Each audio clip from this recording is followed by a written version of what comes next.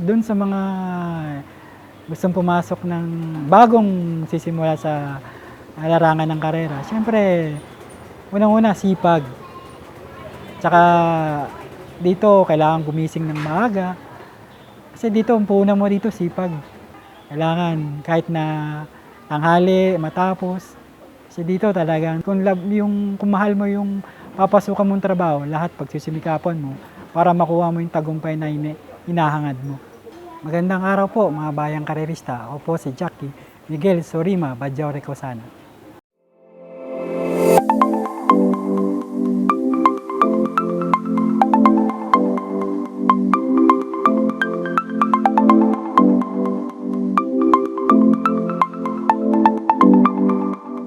Lumaki ako sa Lumang Santa Ana, sa Santa Ana Park talaga. Doon talaga ako mula maliit hanggang sa paglaki, Lumang Santa Ana talaga ako lumaki. Simula ako sa pagtutulong-tulong sa kwadra, papaligo ng kabayo, papasyal ng kabayo. Kasi yung tatay ko nag-aalaga dati ng kabayo. Kaya doon ako natutong humawak na rin ng kabayo kasi mula umaga hanggang gabi, kwadra yung pinaka-playground ko. Kasama ko po ngayon si Trainer Mark Tupas na aking kababata mula pa nung maliliit pa kami. Na ngayon ay trainer na ngayon na anak ni Kuya Ruben Tupas na ang laki yung pinagsamaan namin ito noon pa. Kami, bata kami, doon ako natutulog sa bahay nila eh. Doon kami kumakain, lagi kaming sabay nun. Naguhugas kami ng plato, lagi rin sabay. Hanggang sa nagkahiwalay na rin kami kasi nag-jockey ako, siya umiwalay na nag-aral. Katulad nung nasabi niya na maliliit pa lang kami, talagang magkasama na kami. Sa lahat, laro, hanap buhay nila, tsaka hanap buhay ng magulang ko, iisa. Kaya talagang hanggang sa lumaki, hanggang sa nag-jockey na siya, tapos ako naman nag-decide ako mag-aral. Kaya doon kami medyo nagkalayo ng landas. Hanggang sa naging isang magaling na jockey, sumikat. Ngayon, sa awa ng Diyos at salamat, nakita kami at magkasama pa rin kami. Ngayon, kaibigan, kung nasa ibang bansa ka man, lagi mo iingatan yung sarili mo. Siyempre, ang hanap buhay natin, hindi biro. Nakasakay ka sa kabayo. Ganun pa rin. Panatiliin mo pa rin malakas ang katawan mo, yung isip mo, tsaka focus lang lagi sa pamilya. Ingat lang lagi. Nagsimula ako siguro nung pagpasok ko ng first year high school. Kasi working student ako nung time na yun. Mapasok ako naging sayo ko sa umaga, sa hapon nag-aaral ako. Tatay ko naman talagang kinukulit ako nun na maghinete. Pero wala pa yung isip ko nun na talagang mag-decide na talagang papunta na ako sa jockey. Siguro nung mga second year high school na ako, doon na ako nag-decide na talagang yun na yung pupuntahan kong landas. Nakagraduate naman ako ng high school. Nung second year ako, doon na ako nag-apply ng apprentice sa jockey. Kaso medyo hilaw pa ng konti, medyo marami pa akong dapat natutunan. Kaya yung tatay ko, talagang pinursige niya muna ako sa mga pag-aalaga, sa pag-iensayo, hanggang sa yung natutunan ko na lahat, maging maayos, nag-decide na talaga ako na yun na yung talagang pupuntahan ko. Nag-apprentice ako, may sponsor na horse owner na doon ka mag-iensayo, doon ka rin sasakay. Saka noon kasi yung apprentice namin noon, ang pasok namin 10 o'clock ng umaga hanggang 11:30. Tapos papasok ako sa eskwela ng hapon, tapos ensayo na naman sa umaga. Kasi doon dati, ang schooling lang, isang batch lang eh. Doon lang sa Lumang Santa Ana. Wala yung ngayong may San Lazaro, may sa Malbar, Hati. Dati isang batch lang, sama-sama. Kaya doon makikita, nasa 45 yata kami, 50. Ang mga kasabayan ko noon kasi batch, kami, 5 eh, 1995. Sila Dominator Borbe, si Jeffrey Bakaykay na active pa ngayon na nananakay, si Ricardo Ocampo na trainer na ngayon. At ako yung exercise rider ngayon na nasa Japan na naka-destinasyon. Pero at actually, time na yun, ano yun eh, yun yung pinaka-memorable naming batch. Marami kaming, may ginagaya kaming style ng pananakay nun eh. Kahit na nag-aaral kami ng academy, ang iniidolo ko noon si John Noel Diaz Camo. Talagang ano ko yun, halos na lang, kopyahin ko lahat yung mga style niya. Siyempre, number 1, si Jackie Jesus Guse. Hindi natin pwedeng ano yun yan. Talagang El Maestro ng karera. Marami rin ako napulot na magandang technique sa kanya. Marami naman mga magagaling na hinete na nag-advise sa akin.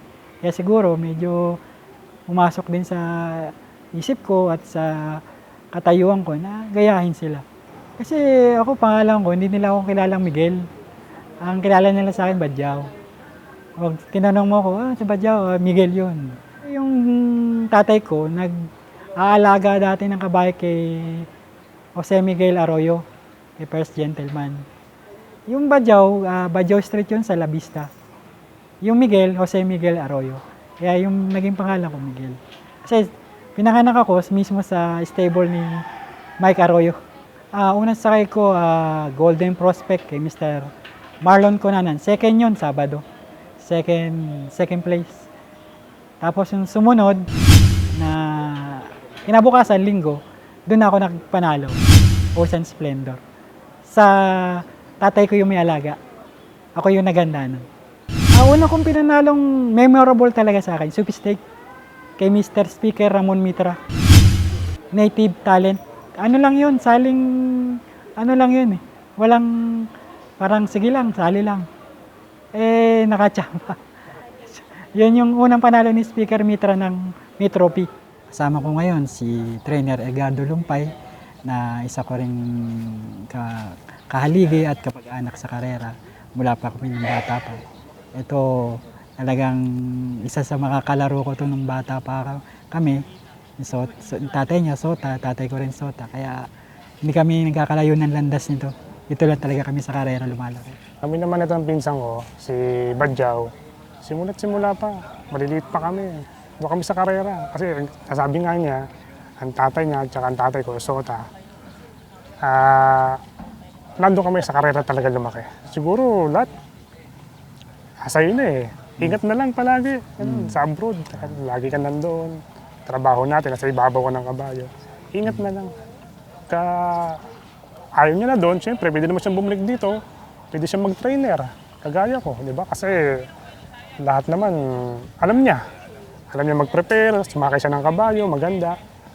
Baka sakali, pag ayaw niya na mag-abroad, pwede siyang mag-trainer.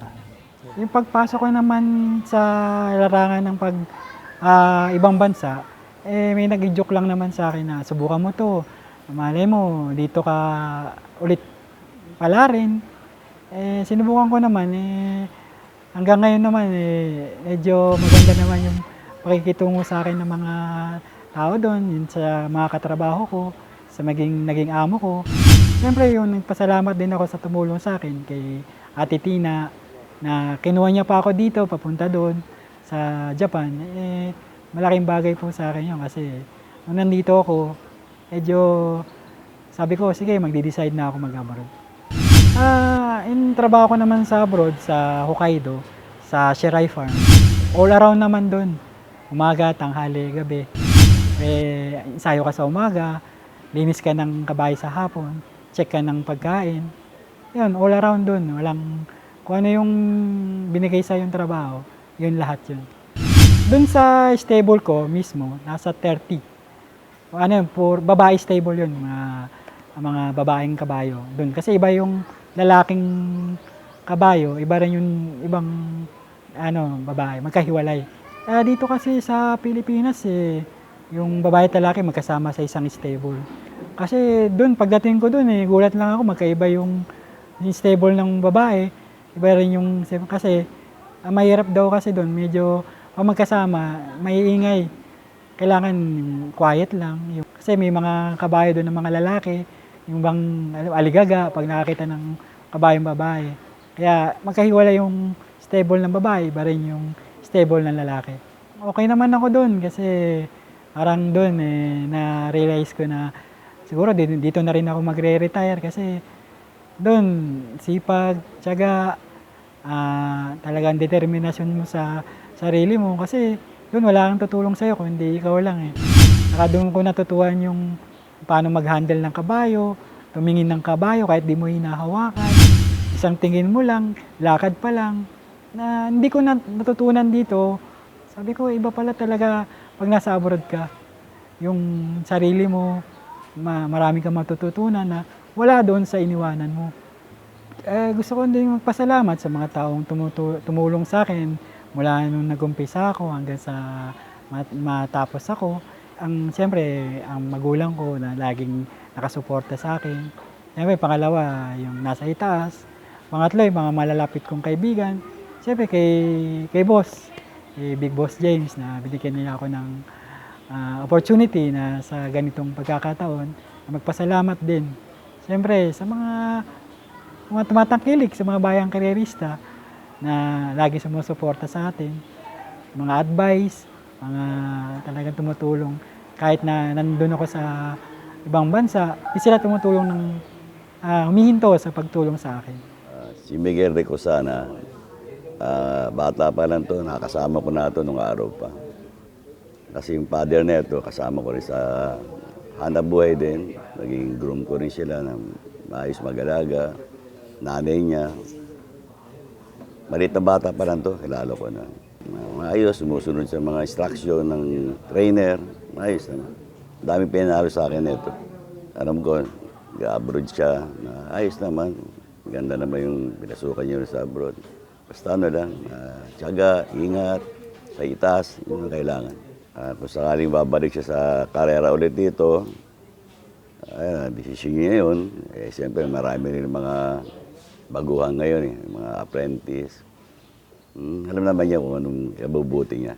Ako nga po muli, si Jackie Miguel Sorima Recosana, na nag-aanyayan sa inyo na tulungan po natin ang industriya ng karera dito po sa ating bansa. At sa Silver Bullet Production na nag-aanyaya na malaman natin yung mga nangyayari sa loob at labas ng karerahan at sa mga vlogger na tumutulong para itaas ang industriya ng karera.